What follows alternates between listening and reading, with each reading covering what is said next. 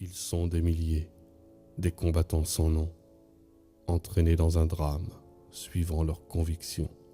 Chacun dans un camp, celui qu'ils croyaient bon, en pensant sincèrement qu'ils avaient tous raison. Notre lys, fleur royale, n'a plus ses compagnons de bal dansant la campagne. Il n'entend plus les rires à tout vent, ces rires devenus sanglots des enfants et des femmes. Il charrie dans ses eaux des flots de sang, ce sang mêlé, le même, éclaboussé, de cœurs identiques, mais différents, parce que les hommes sont déchirés. Regardons, suivons cet événement. C'est un hommage à tous, sans discernement. Je vais tout d'abord commencer par une présentation du canton de Viers au début de la Révolution. En 1790, les autorités révolutionnaires décident de supprimer les anciennes circonscriptions administratives du pays, c'est-à-dire les provinces, généralités, bailliages et j'en passe, c'était compliqué, pour en créer de nouvelles, les départements divisés en districts, il y en avait 8 dans le Maine-et-Loire, en cantons et communes. Ainsi, la réforme fait de Viers le chef-lieu d'un grand district comprenant les cantons de Brissac, Chanzeaux, Martigny-Briand, Toircé, Coron, Passavant et bien sûr Viers. Et oui, vous avez bien entendu, Coron fut bien un chef-lieu de canton pendant une dizaine d'années. Son canton comprenait les communes de la Plaine et son Loire, auquel s'est rajoutée en 1795 la salle de Viers. Et encore plus étonnant, Passavant, 340 habitants à l'époque, était chef-lieu d'un grand canton, comprenant les Cercueils sous Passavant, Cléré, la Lande des Verchers, aujourd'hui réunie au Vercher-sur-Layon, et Neueil. Neueil qu'on appelait à l'époque Neueil sous Passavant. Et en 1791, on a même y ajouté Congourson, Tancogné et Trémont. Mais, c'est un peu logique, en 1792, Passavant fut remplacé comme chef-lieu de canton par Neueil. Le canton de Viers, lui, ne comprenait en 1790 que Saint-Paul-du-Bois, Saint-Hilaire et Le Voide. En 1791, s'y ajouteront Montillet et Cernusson.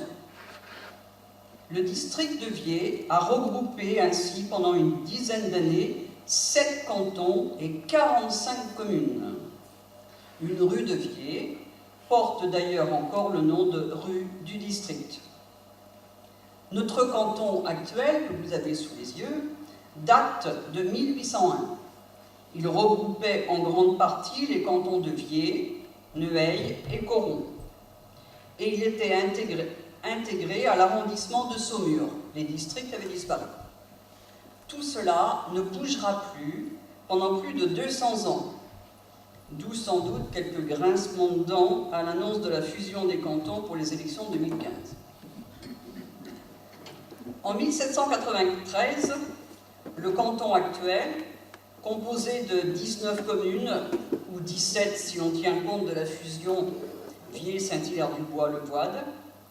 Donc en 1793, le canton comptait environ 17 500 habitants, pour seulement 15 000 aujourd'hui.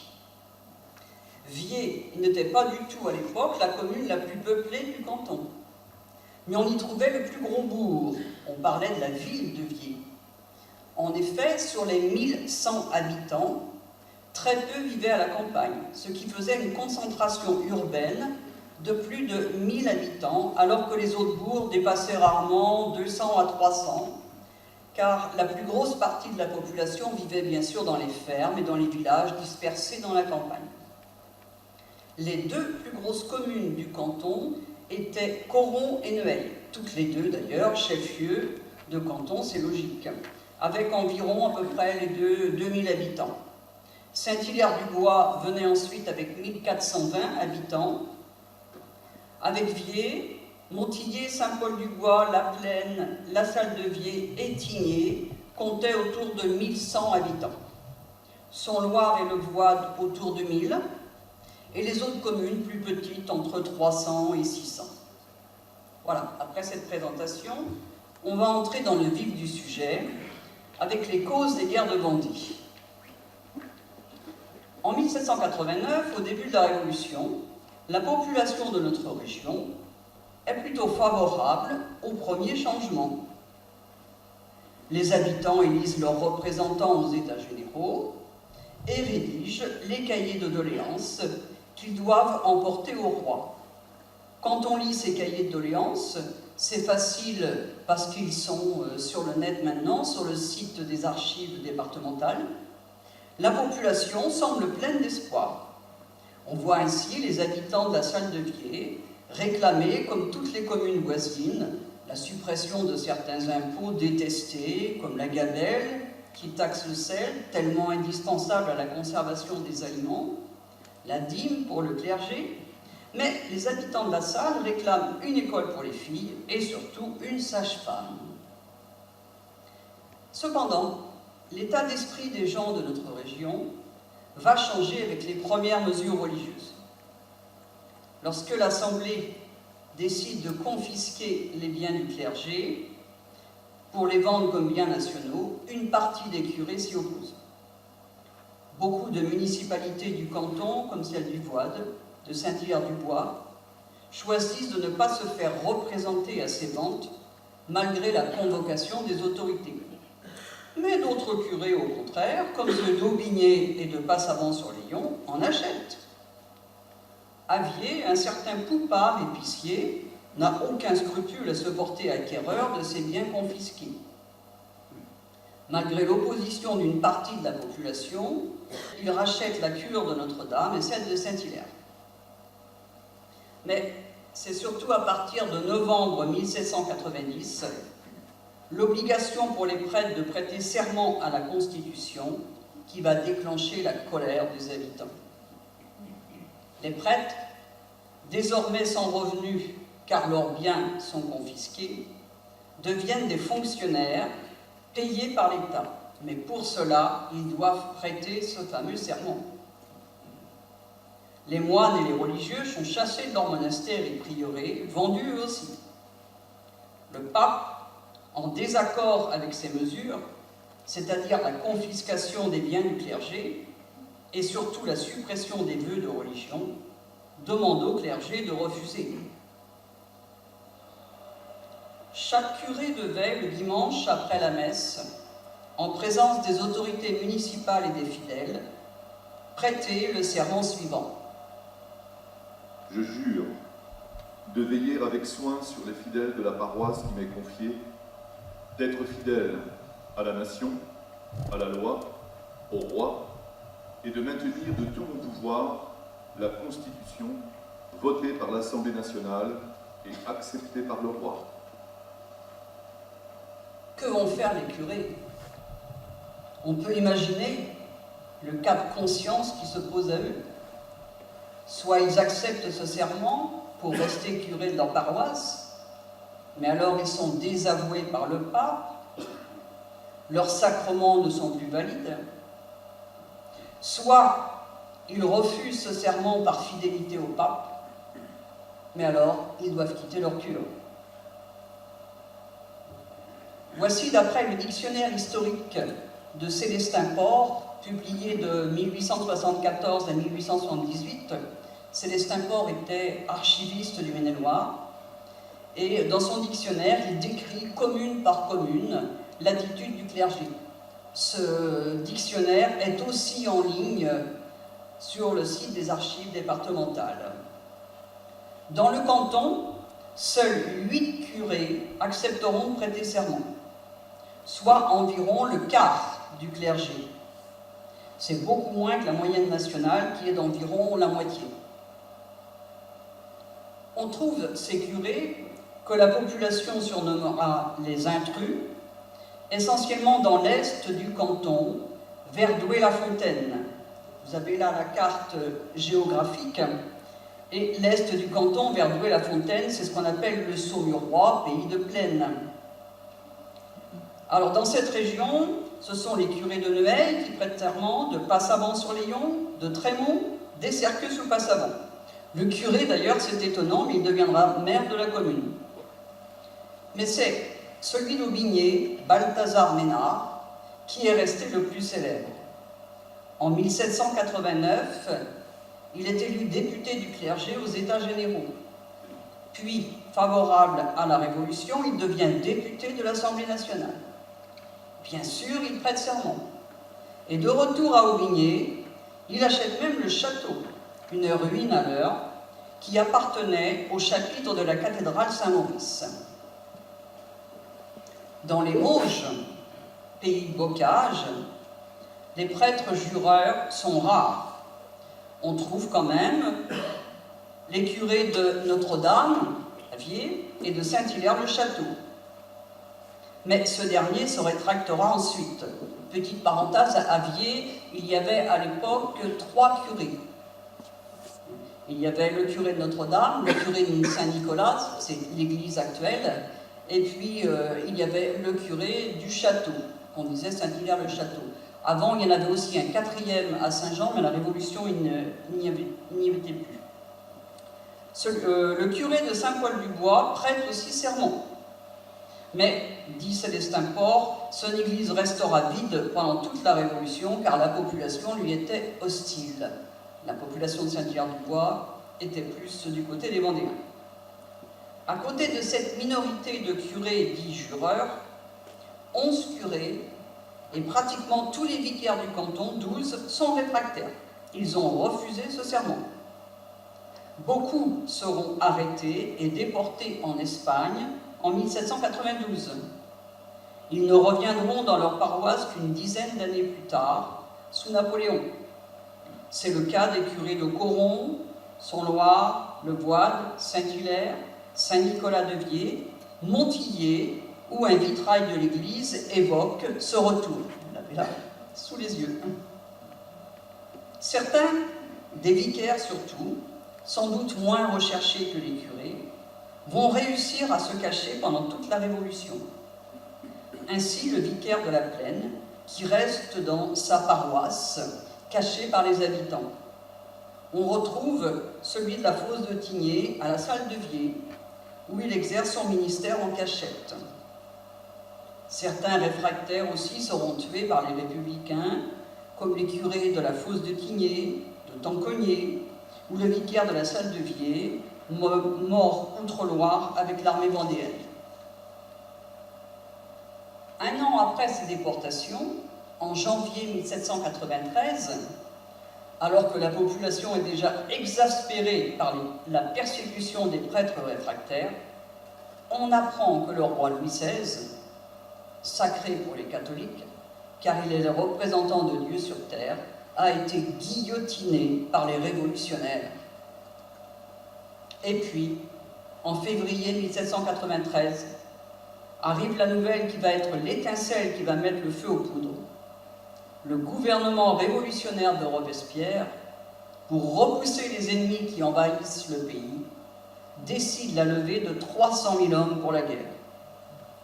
Tous les hommes non mariés de 18 à 40 ans devront se rendre au chef-lieu du canton à Viers pour le tirage au sort fixé au 11 mars. Le curé du Voide, Félix Degnaud, dans son Histoire de la Vendée, en 6 volumes, paru en 1873, explique bien l'état d'esprit de la population. Son livre, j'en dis quelques mots, pas vraiment neutre, plutôt favorable aux Vendéens, est très intéressant cependant, grâce aux témoignages directs qu'il a recueillis dès son arrivée au Voide en 1838, auprès des survivants de cette guerre. Partout, écrit-il, dans le canton de Viers, comme dans toute la région, les conscrits se regroupent, bien décidés à résister. Au Voide, ils se rassemblent dans le bourg, puis à Gâtine, au Puy. Ceux de la salle de Viers se retrouvent dans les champs du Plessis-Malinois. Les autorités révolutionnaires de Viers envoient des gendarmes pour calmer et disperser les conscrits. Mais ceux-ci évitent l'affrontement en se cachant, dit Degnaud, dans les champs de Genève. Sauf ceux de Saint-Hilaire-du-Bois qui poursuivent les gendarmes jusqu'à Viers. de nombreux affrontements eurent lieu un peu partout autour de chez nous, lors des tirages au sort, à Chanzeaux, à Saint-Lambert-du-Lattais, etc. Mais à Viers, le 11 mars, pas un seul conscrit ne s'est présenté. Les autorités envoient bien les gendarmes, enfin, elles ne disposent que de 2 gendarmes. Et la campagne de notre canton, à l'époque, était en partie couverte de genêts et d'ajoncs, où il était facile de se cacher. Le lendemain du tirage au sort, le 12 mars, l'administrateur commissaire de Viers, l'équivalent de notre maire, expédie à Saumur un courrier extraordinaire pour demander des secours. La lettre est conservée aux archives départementales. Il est vrai, le pauvre, qu'il ne dispose que de 2 gendarmes pour le maintien de l'ordre, alors que la mairie du Voide a été pillée et que des membres de la municipalité de la Selle de Viers se sont réfugiés à Viers par peur des attroupements de conscrits. 4 jours plus tard, le 16 mars, des bataillons arrivent de Saumur. D'après Degnaud, ils sont 10 000. En réalité, sans doute 1 millier, à camper sur les hauteurs de Jouzalan et de la Bilangerie au Voide. C'est bien là que démarrent véritablement dans notre canton ce qu'on va appeler plus tard les guerres de Vendée. En effet, déjà, le 16 mars, de nombreux hommes et jeunes gens, certains n'avaient que 14 ans, ont rejoint les premières troupes vendéennes dirigées par Stofflet et Kathleen. Ceux du Voide, dit Degnaud, les rejoignent à Vezin. De là, apprenant que les patriotes, qu'on nomme aussi les Bleus, ont concentré des troupes à Viers, les Vendéens se dirigent vers Coron, où ils battent des soldats républicains envoyés en éclaireur. C'est là que se situe le premier coup d'éclat des Vendéens, qui prennent au bleu un canon appelé la Marie-Jeanne. Ils entrent ensuite le 17 mars dans la ville de Viers, désertée par ses habitants, et mettent le feu aux bâtiments du district et de la municipalité et molent tous les papiers. Une note trouvée dans les archives du notaire de Viers mentionne que les patriotes ont fui et se sont installés à Saumur et dans les environs. À la fin du mois de mars, la population du canton doit choisir son camp.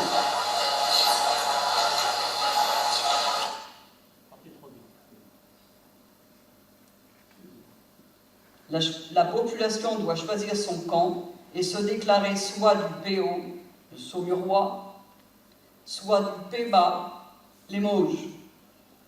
À part une trentaine de familles, tout Viers se range du côté des Républicains, avec Trémont, Passavant, Cléré, Neueil, les Cercules. Si bien que l'armée vendéenne, repartie, les Républicains reprennent tout naturellement le contrôle de Viers. Le 9 avril, les Vendéens essaient de revenir sur Viers, mais Stofflet ne réussit pas à chasser les Bleus de Coron. C'est d'ailleurs le 11 avril, après 2 jours de bataille indécise que, selon la légende, figurant sur un des vitraux de l'église de la Salle de Viers, Rogiette, à leur petite fille, recueillit une statue de la Vierge de la Chapelle de Vertu. 1793. Le 11 avril, 2 fillettes effarées sous le manteau d'une cheminée, tandis que le canon tonne. Une statuette qui chute dans le tablier de rose, et c'est la Vierge qu'elles emmaillotent à la sauvette. 2 fillettes éperdues fuient, ne savent pas où. Surgit un soldat bleu, bonhomme, qui les renseigne, puis qui se dit « J'aurais peut-être pas dû », comme elles s'en vont.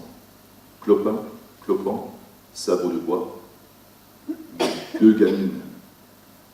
Tandis que le clocher teinte à coups de canon et qu'on égorge, la chapelle au bout du chemin, que l'un, le forgeron, barre et débarre, soir et matin. Alors reprenons le fil de notre histoire. Nous arrivons maintenant fin avril, 3 semaines après la première bataille de Coron. La grande armée vendéenne est de retour chez nous. Les 400 républicains qui occupaient Viers quittent la ville sans combattre. Le 30 avril, des milliers de Vendéens campent autour de la ville avant de se diriger vers Argenton-Château et Thouars. Il faut noter que la grande armée vendéenne n'a jamais été une armée permanente. Les volontaires, en grande partie des paysans, en entendant les cloches sonner le tocsin, se regroupent autour de leur capitaine de paroisse et rejoignent le lieu de rassemblement prévu pour partir livrer bataille. Mais au bout de plusieurs jours, ils reviennent chez eux où les attendent des travaux agricoles. J'ai pu consulter un témoignage fort intéressant car très rare. Bien peu savaient écrire à l'époque, témoignage d'un soldat vendéen qui tenait une sorte de journal dans lequel il décrit tous ses déplacements et ses combats de 1793 à 1815. Je remercie Madame Desfontaines et Monsieur Bréchon de Sans-Loire de m'avoir fait connaître ce document que j'ignorais.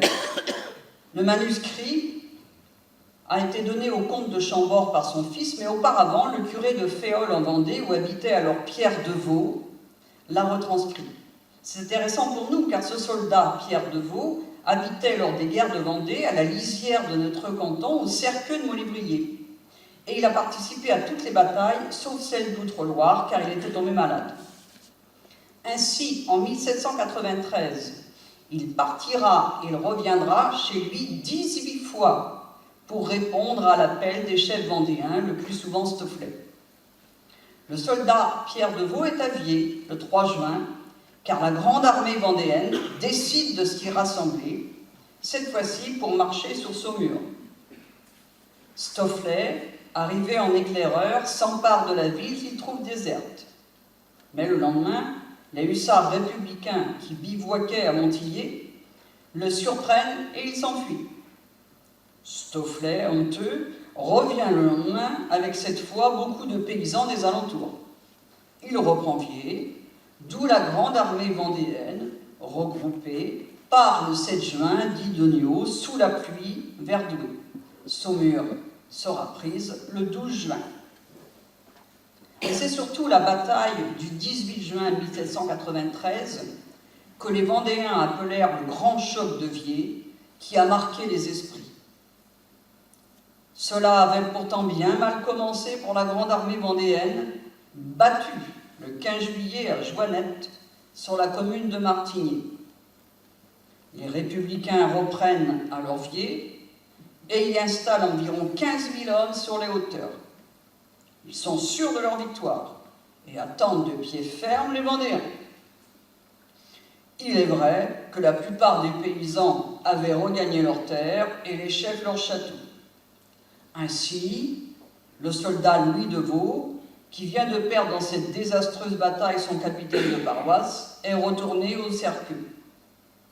Seuls 600 Suisses et Allemands, des anciens soldats professionnels de l'armée royale ayant rejoint les Vendéens, restaient sous les armes à Coron. Ils réussiront le 17 juillet, avec 1200 volontaires des paroisses voisines, à arrêter un détachement républicain de 6000 hommes. Dans la nuit, la grande armée vendéenne se reconstitue. Les volontaires arrivent de partout. Ils seront 6 000 d'après le bulletin de l'armée vendéenne, 10 000 d'après les rapports de l'armée révolutionnaire. Le soldat Deveau, à peine arrivé chez lui, repart. La bataille sanglante démarre le lendemain, le 18 juillet, à midi. Voici ce qu'écrit Pierre Deveau. À Viers, il a fallu se battre. Nous, on repoussé les Bleus, pris 22 pièces de canon, des caisses et bagages, munitions de guerre et de bouche, tué et pris un grand nombre de Bleus. Je vous laisse maintenant regarder le spectacle de Viers qui racontait cette bataille. Fille, malgré les réticences, fut rappelé à la Révolution. L'espoir de justice, de mieux vivre, a pénétré de masure. Cependant, la mort du roi, la conscription, l'atteinte aux libertés du clergé, la contrainte et la force parfois utilisées sont assez. Trop, elles dépassent la mesure, émeuvent nos campagnes, éveillent les hargnes. Les années qui suivent sont rouges. L'eau, les larmes, le ciel sont rouges. Rouges comme le fer et le sang. Rouges de colère comme un soleil couchant. Rouges de combats fratricides. Rouges de combats inutiles. Ils sont des milliers, des combattants sans nom, entraînés dans un drame, suivant leurs convictions. Chacun dans un camp, celui qu'ils croyaient bon, en pensant sincèrement qu'ils avaient tous raison. Notre lys, fleur royale, n'a plus ses compagnons de bal dansant la campagne. Il n'entend plus les rires à tout vent, ces rires devenus sanglots des enfants et des femmes. Il charrie dans ses eaux des flots de sang, ce sang mêlé, le même, éclaboussé de cœurs identiques.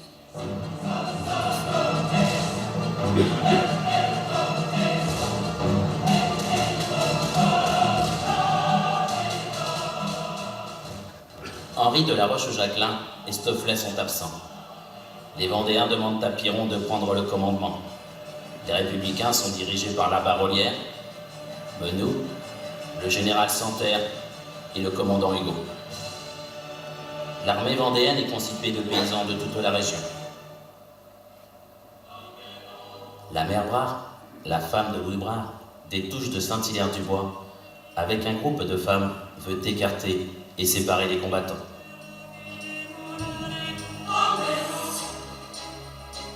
Une personne du voile, la femme, Blin de Gatine, déteste la souffrance. Elle soigne les blessés des deux camps avec courage et sans aucune distinction.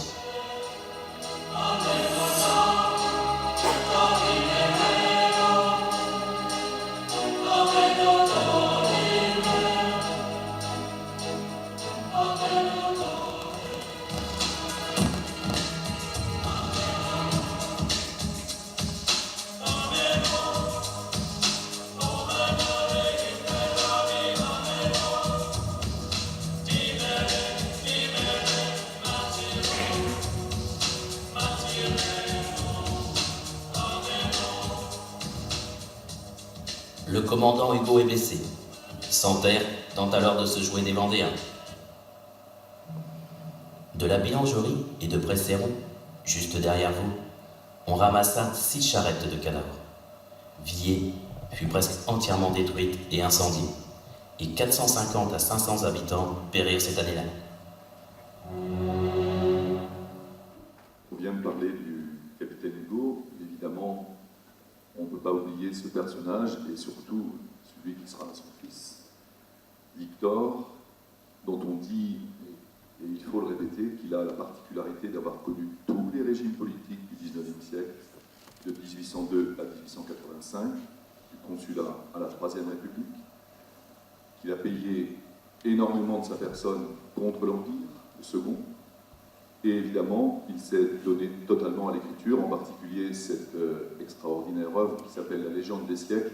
On ne peut pas la dater car c'est à peu près le fil conducteur de toute sa vie. Et en tout cas, il disait de cette œuvre, c'est l'épopée humaine, âpre, immense, écroulée.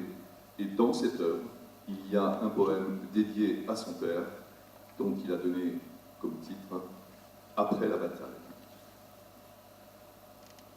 Mon père, ce héros au sourire aussi doux, suivi d'un seul housard qu'il aimait entre tout, pour sa grande bravoure et pour sa haute taille, parcourait à cheval, le soir d'une bataille, les champs couverts de morts sur qui tombait la nuit. Il lui sembla, dans l'ombre, entendre un faible bruit. C'était un Espagnol de l'armée en déroute, qui se traînait sanglant sur le bord de la route, râlant, brisé, livide et mort plus qu'à moitié, et qui disait « À boire, par pitié !» Mon père, ému, tendit à son hussard fidèle une gourde de rhum qui pendait à sa selle et dit « Tiens, donne à boire à ce pauvre blessé. » Tout à coup, au moment où le hussard baissé se penchait vers lui, l'homme, une espèce de morge, saisit un pistolet qu'il étreignait encore et vise au front mon père en criant « Caramba !» Le coup passa si près que le chapeau tomba et que le cheval fit un écart en arrière. « Donne-lui quand même à boire, » dit mon père. Cette bataille fut si sanglante que le curé d'Oigniaux raconte que rien qu'à la bilangerie aux Voides, on a recueilli 6 grosses charrettes de morts et qu'il a fallu, pour faire passer d'Envier les 25 canons pris à l'ennemi, pousser les morts le long des maisons. On imagine. La dernière grande bataille des guerres de Vendée dans notre canton aura lieu 2 mois plus tard, le 19 septembre 1793 à Coron. C'est la plus formidable des batailles par le nombre de personnes engagées. Les républicains ont réuni 17 000 hommes, commandés par Santerre, le même qui avait réussi à s'échapper à Vier grâce au saut de son cheval. Mais la plupart des soldats sont inexpérimentés, selon les archives de l'armée révolutionnaire. Face à eux, l'armée vendéenne est composée de 12 000 hommes, commandés par Piron de la Varenne. Les républicains, beaucoup plus nombreux, s'emparent du bourg, mais ils s'enlisent dans les chemins creux en voulant installer leurs canons, et les Vendéens en profitent pour lancer une contre-offensive qui provoque la panique chez les Bleus qui s'enfuient. Pierre de Vaux, qui était rentré chez lui au Cerqueux seulement 5 jours avant, après une défaite à Douai face aux troupes de Turreau, est cependant encore présent à Coron. Il écrit « À Coron, nous avons trouvé les Bleus et nous les avons battus complètement et pris 12 pièces de canon et 2 obusiers, tué près de 6 000 Bleus, poursuivez le Coron à Vier, de Vier au pont de Trémont. Là, nous les avons laissés et retournés à Vier. » Et de là, il repart au Cercueil. Après cette date, donc septembre 1793, la grande armée vendéenne n'est plus présente dans notre canton. Mais de nombreux volontaires de nos communes la suivent jusqu'au-delà de la Loire, jusqu'à Granville, dans ce qu'on appellera la virée de Galerne. Bien peu survécurent. Le curé d'Oigniaux a pu recueillir sur sa paroisse du Voide le témoignage de certains d'entre eux, témoignage confirmé, je le dirai plus tard, par leur dossier déposé aux archives départementales. En janvier 1793, donc, la grande armée vendéenne n'existe plus. Ce qu'il en restait après la désastreuse virée de Galerne, au nord de la Loire, fut écrasé à Savenay, à l'ouest de Nantes, le 23 décembre 1793. Cependant, tout n'est pas fini. Dans notre région, La Roche-Jacquelin et Stofflet, c'était l'ancien garde-chasse du comte Colbert de Montlévrier, ils ont réussi à échapper aux républicains et ils continuent la lutte, cachés dans la forêt aux environs de Vezin. De là, ils harcèlent les républicains, attaquent leurs convois pour s'emparer des récoltes volées aux paysans. Mais à partir de ce moment-là, ce ne sont plus que des petites escarmouches, jamais de grandes batailles. Les Vendéens se dispersent aussitôt après avoir volé les Bleus. Ainsi, en 1794, Pierre de Vaux est encore parti 17 fois des Cercueils, mais souvent pour peu de temps et pour des opérations proches de chez lui. C'est au cours d'une de ces attaques, le 20 janvier 1794, à Saint-Paul-du-Bois, que la Roche-Jacquelin tue le curé jureur qui tentait de s'enfuir de son presbytère. Le lendemain, avec Stofflet, il reprend vie. De là, ils essaient bien de recruter des volontaires, mais c'est difficile. Les habitants de la ville, qui avaient regagné leur maison, se croyant en sécurité, réussissent à fuir. Mais c'est quelques jours plus tard, le 28 janvier, que la Roche-Jacquelin est tuée à Noyers lors d'une autre escarmouche. On peut voir d'ailleurs son cénotaphe près de l'entrée de l'autoroute avant Cholet. Après cela, Stofflet essaiera encore, mais sans grand succès, de reconstituer la grande armée vendéenne. Pour écraser définitivement la Vendée, les autorités révolutionnaires, dirigées à Paris par Robespierre, nomment à la tête des armées républicaines Turreau, qui reçoit l'ordre, et je cite cet ordre, d'exterminer tous les brigands de la Vendée, femmes et enfants inclus, de saisir les récoltes et les bestiaux, et d'incendier les villages et les forêts. Il divise alors son armée en colonnes mobiles appelées colonnes infernales ou colonnes incendiaires pour faire ce sale boulot. La première colonne infernale partie de Douai, commence par mettre le feu au château de Vaillé, pourtant en territoire républicain, puis elle se divise en deux. Une partie s'avance vers les Cercus ou Passavant, puis Saint-Hilaire-du-Bois, Coron et enfin Vezin. Partout, elle massacre femmes et enfants et brûle tout sur son passage, épis, grains et fourrages. La deuxième partie de cette colonne va à Cernusson, où elle massacre 40 personnes, surtout des femmes et des enfants, venus de Martigny et de Tigny. Le maire, qui, ceint de son écharpe, avait essayé de les calmer, fut lui aussi massacré. Ensuite, les soldats se rendent à Montillet, où ce sont encore 30 femmes et enfants qui sont tués dans plusieurs métairies. Une seconde colonne, dirigée par Turreau lui-même, de Douai va directement camper au Coudray-Montbourg.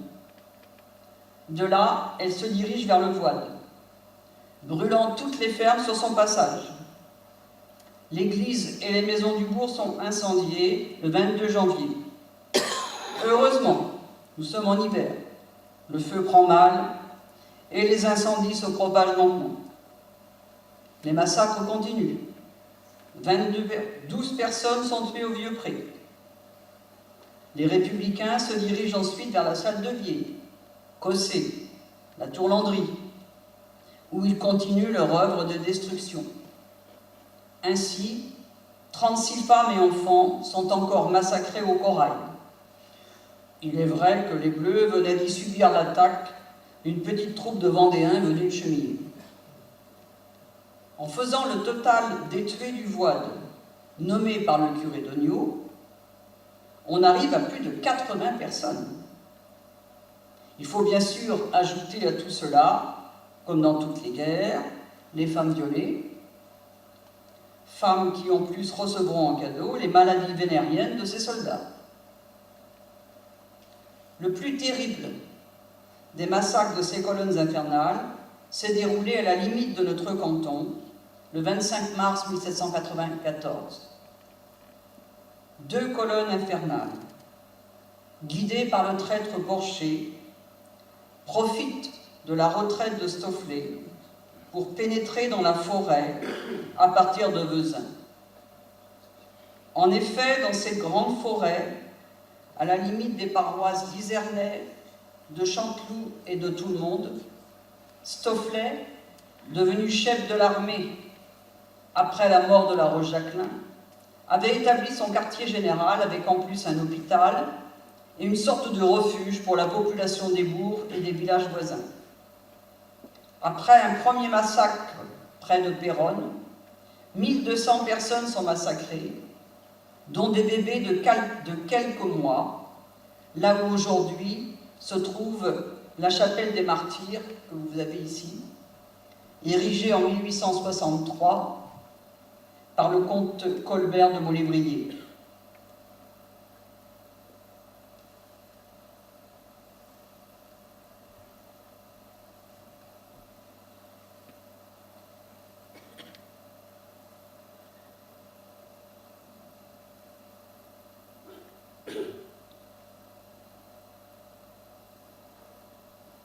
Stofflet, apprenant la nouvelle du massacre, revient. Et le 28 mars, il réussit à mettre en fuite une colonne républicaine.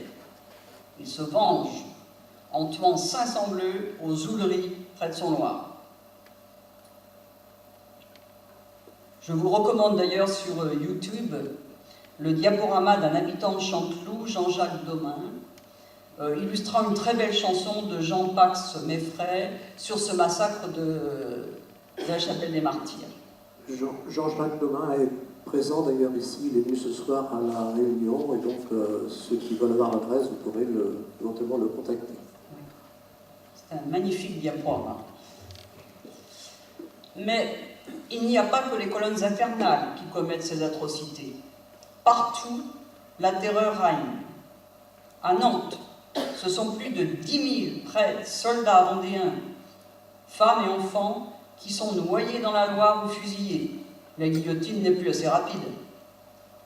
Il est difficile de savoir précisément quelles victimes venaient de notre région. Mais parmi ceux qui avaient pu s'échapper lors de la bataille de Savenay en décembre, Deniau cite plusieurs habitants du Voide et de la Salle de Vier qui sont morts à Nantes. Les victimes de la terreur sont tout aussi nombreuses dans le Maine-et-Loire.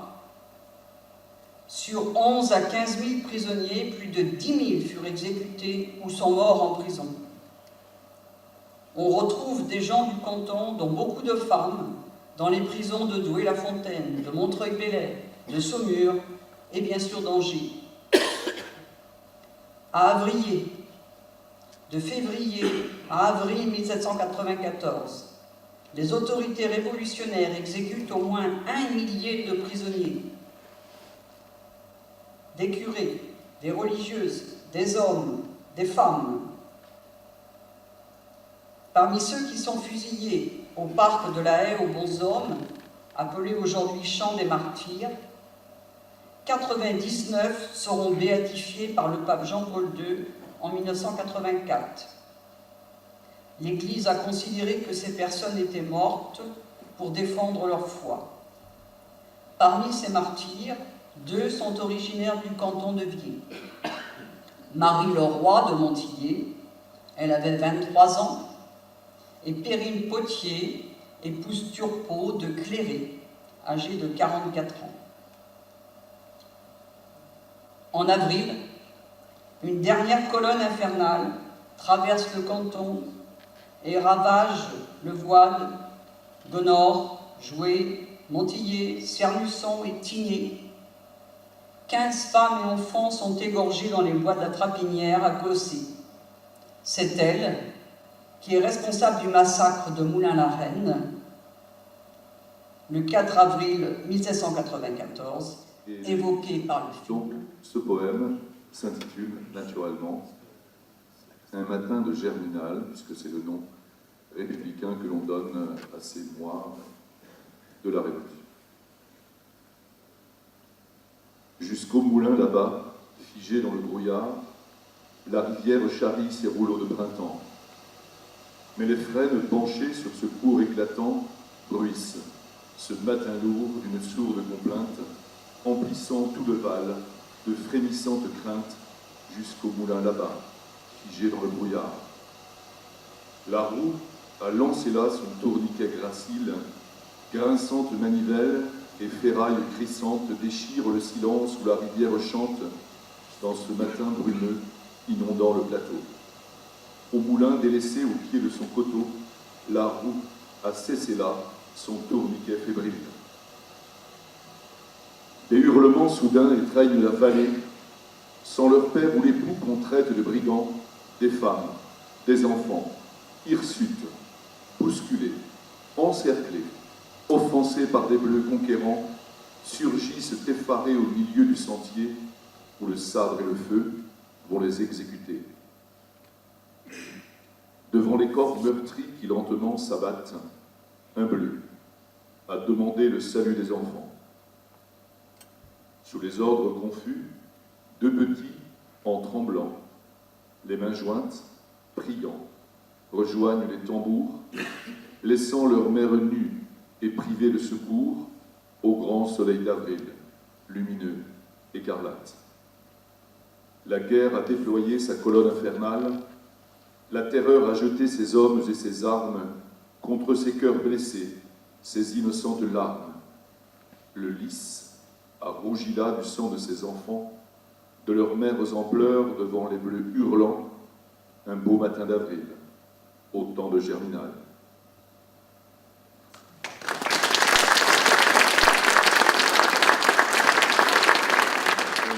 On va rajouter un petit détail, et on n'y pense jamais. La rivière s'appelle le Lys, le moulin, la Reine, et l'une des victimes fusillées à Avrier s'appelait Marie Leroy. Je ne sais pas s'il y a un rapport, mais j'ai toujours pensé qu'il y avait un affreux clin d'œil de l'histoire. D'autre part, j'ajoute aussi que le curé qui refuse le serment constitutionnel s'appelle du nom, du principe même que tous les philosophes du XVIIIe et aussi les révolutionnaires ont voulu imposer, la raison. C'est le curé raison. Avouez quand même que l'histoire a de sacrés bras d'honneur et de clin d'œil un peu tragique. Ce n'est pas facile de reprendre la parole après tant d'émotions, mais je voudrais quand même le faire pour faire le bilan des guerres de Vendée dans notre canton. Eh bien, ce bilan, c'est d'abord un canton divisé, tel qu'il vous apparaît ici. Ce canton n'a jamais été uni face à ces événements.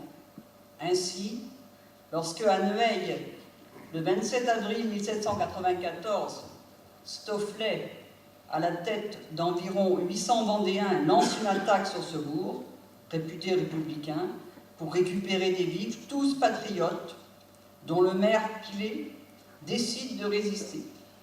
Il se barricade dans le clocher avec une femme et un enfant et tire sur les Vendéens qui mettent alors le feu à l'église et aux maisons du bourg. Tous les défenseurs du clocher s'en tirèrent sains et saufs, à part le maire, Nicolas Pilet, qui, blessé, meurt le lendemain à Douai. À Neueil, on trouve l'un des très rares monuments républicains commémorant la résistance des patriotes. Pour valoriser cette action d'éclat, le nombre des attaquants vendéens a d'ailleurs été multiplié par 10. Ils étaient 800, je crois, à peu près, et là, c'est marqué 10 000. Dans la partie du canton restée fidèle aux Bleus, les attaques des Vendéens continuent. Ainsi, dans son journal, en août 1994, le soldat Pierre Deveau note que, sous les ordres de Stofflet, il a mis le feu à Trémont. Le mois suivant, toujours avec Stofflet, il attaque le château de Passavant, défendu par 300 républicains. Mais les Vendéens ne réussissent pas à s'en emparer, alors ils brûlent le bourg et le moulin. En tout cas, toutes ces guerres n'ont laissé derrière elles que ruines et désolation. Encore aujourd'hui, à l'occasion de travaux, on peut retrouver des traces de poutres noircies. C'est ce qui est arrivé récemment aux bénévoles de l'association Vie et Patrimoine dans le château de Ville. La population du canton va s'effondrer. Elle passe de 17 500 habitants en 1793 à 11 130 en 1806, soit une diminution de 36%. Le canton a perdu plus du tiers de ses habitants. Pour information, la perte moyenne pour les régions touchées par les guerres de Vendée est d'environ 15%. Ceci confirme bien que notre région, comme le reste des Mauges, a payé un très lourd tribut à cette guerre. Cependant, on constate une grande disparité entre les communes du canton. C'est la ville de Viers qui a perdu le plus d'habitants, passant de 1100 habitants en 1790, le recensement de 1790, à 430 en 1801 et 523 en 1806, soit une diminution de 60%. Voici ce qu'écrit Célestin Port en 1878. La guerre de Vendée fut désastreuse pour la malheureuse petite ville qui y périt presque tout entière, à 2 ou 3 reprises incendié et pillé. Le district, pendant ces luttes, cherchait refuge tantôt à Trémont, à Douai, à Martigné, à Angers même. Il ne trouvait même plus à son retour en l'an 3, c'est-à-dire en 1795, une maison pour se loger dans la ville, également saccagée par les troupes des deux partis. Et oui, Vier, à la frontière entre les zones républicaines et vendéennes, a été un enjeu important pour les deux camps.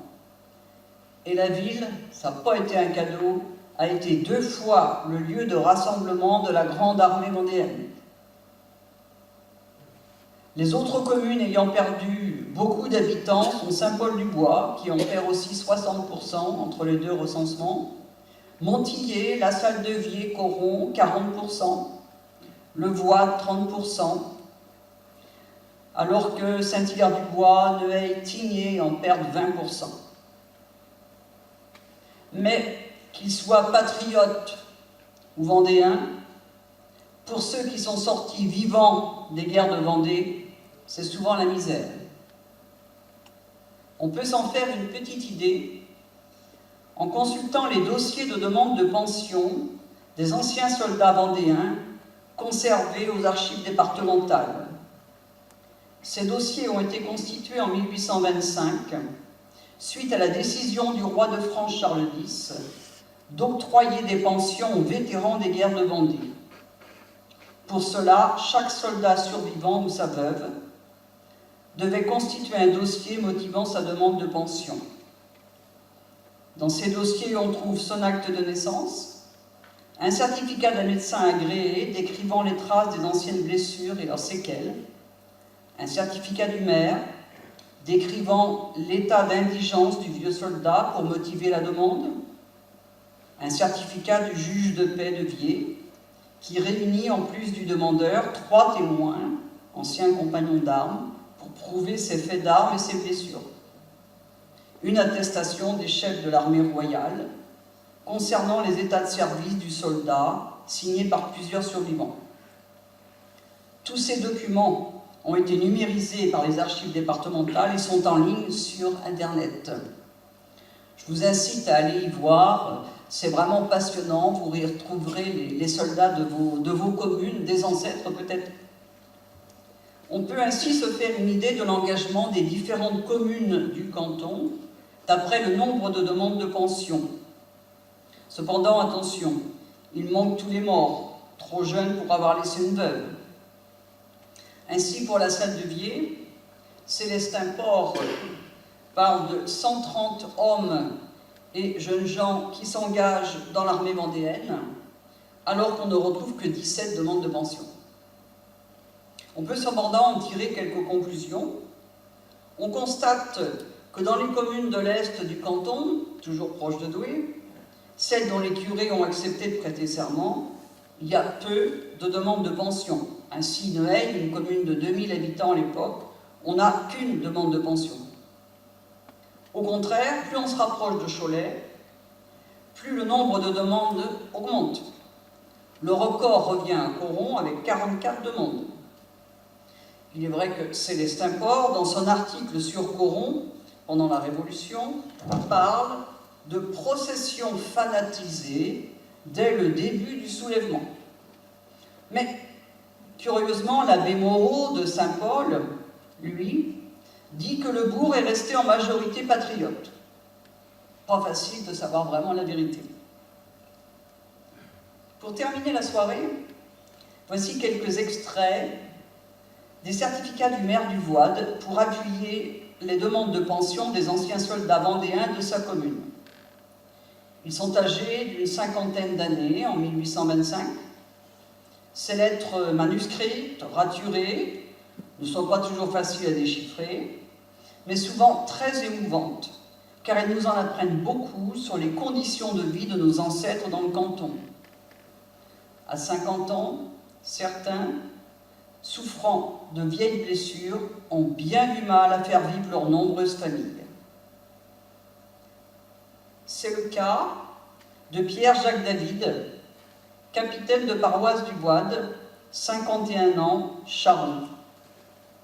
Le curé de Niaux a recueilli plus tard son témoignage qu'il reprend longuement dans son livre.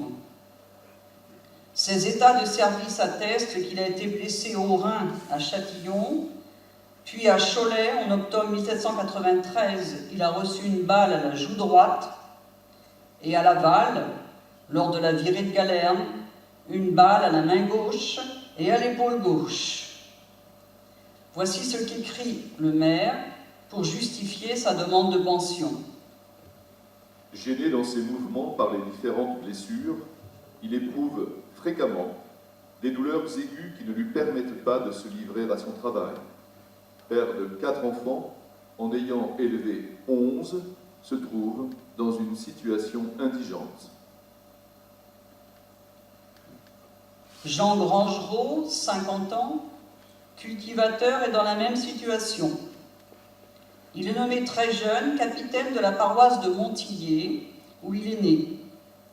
L'abbé de Niaux dit qu'il était bien trop jeune et qu'il manquait d'autorité, mais qu'il a été choisi parce qu'il était le seul à savoir lire et écrire. Ses états de service attestent qu'il a reçu à Cholet un coup de feu à la cuisse droite, à Chemillé un coup de sabre au genou droit, blessure qui l'a empêché de faire la campagne d'Outre-Loire. Le maire précise dans son certificat qu'il est indigent et chargé de 8 enfants, ayant perdu son père et toutes ses ressources dans l'incendie de la Vendée. Ces blessures lui font éprouver une telle incommodité qu'il ne peut vaquer sans de longues interruptions aux travaux pénibles de l'agriculture. Quant à René Cholou, 57 ans, il a lui aussi 3 blessures graves. Il a reçu une balle à la poitrine à la Châtaigneraie, une balle au sommet de la tête à Châtillon. Il a été blessé au gras de la jambe gauche, au bois Grelot à Cholet. Le médecin atteste que ces blessures ont réduit M. Chaloux à la misère. Il en résulte qu'il est hors d'état de pourvoir à sa subsistance. Ses états de service précisent qu'il a perdu un frère dans cette guerre, mort à Douai. Le maire écrit qu'il est dans l'indigence, père de famille, sa femme et 5 enfants. Je terminerai par Louis Brard, né le 4 janvier 1776 à Vier. Il s'agit du personnage repris par le spectacle Son et Lumière de Vier que vous avez vu tout à l'heure. On y parlait de la mère de Louis Brard. Son destin fut particulièrement tragique. En 1825, au moment où sont faites ses demandes de pension, il est bordier au voile. Un bordier, c'est un paysan trop pauvre pour vivre sur sa petite exploitation de quelques hectares, et donc obligé de louer ses bras aux paysans plus riches. Ces états de service, contresignés par plusieurs capitaines de paroisse, dont celui de Coron nommé Cholet, montrent qu'il s'est engagé à 17 ans, en mars 1793, et que, selon la formule habituelle, il s'est constamment montré avec zèle et dévouement à la cause sacrée du trône et de l'autel. Il a fait la campagne d'Outre-Loire, c'est-à-dire la virée de Galerne, et a même repris du service en 1815 lors des 100 jours en tant que capitaine de paroisse. D'ailleurs, le curé de Niaux a longuement recueilli son témoignage, dont on trouve de nombreux extraits dans son livre.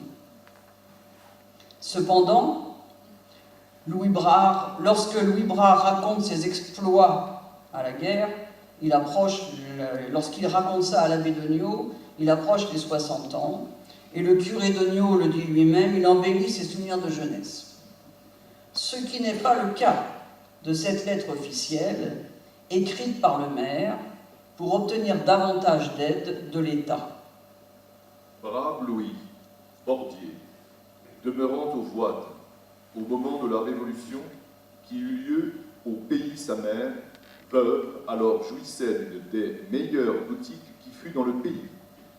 Ils entretenaient plus de 30 ouvriers, comme marchands d'étoffes, mais que, s'étant déclarées pour la cause sacrée du trône et de l'autel, les autorités révolutionnaires de la ville de Villers se sont emparés de tout ce dont ils étaient susceptibles.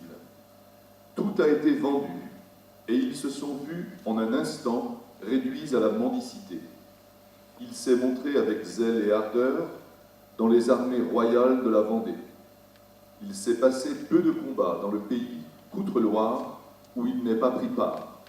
Le 5e Gauze de l'an 2, c'est-à-dire dans notre calendrier le 25 décembre 1793, il fut pris prisonnier avec son général, conduit à Nantes et fusillé le lendemain. Mais n'ayant pas été atteint, il eut sa grâce. En fait, il raconte au curé de Nyon qu'il était tombé sous les corps des autres fusillés et qu'il avait fait le mort.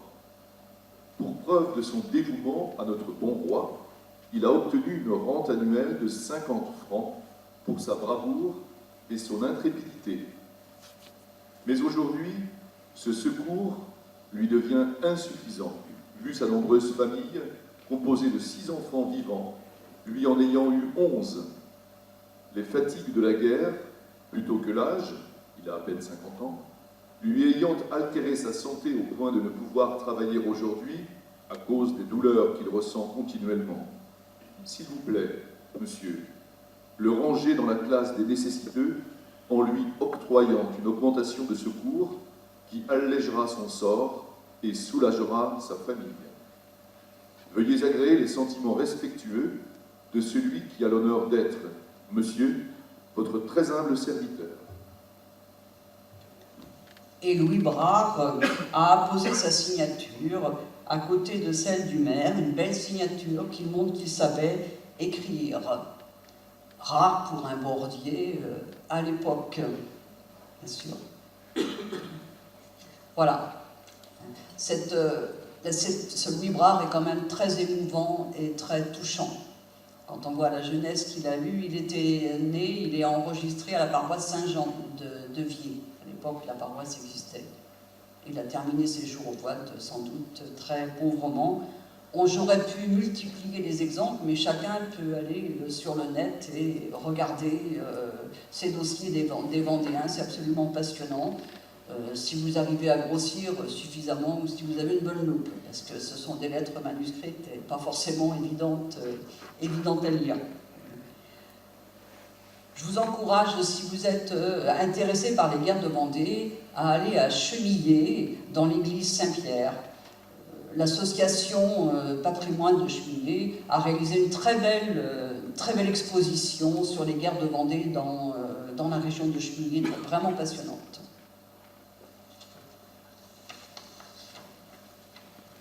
Alors, si vous avez bien sûr des questions, si je puis répondre, ou si vous avez des remarques, j'ai entendu quelqu'un qui me disait qu'un de ses ancêtres était une des petites filles sur les vitraux. Voilà, on aimerait entendre des témoignages. Est-ce qu'il y en a qui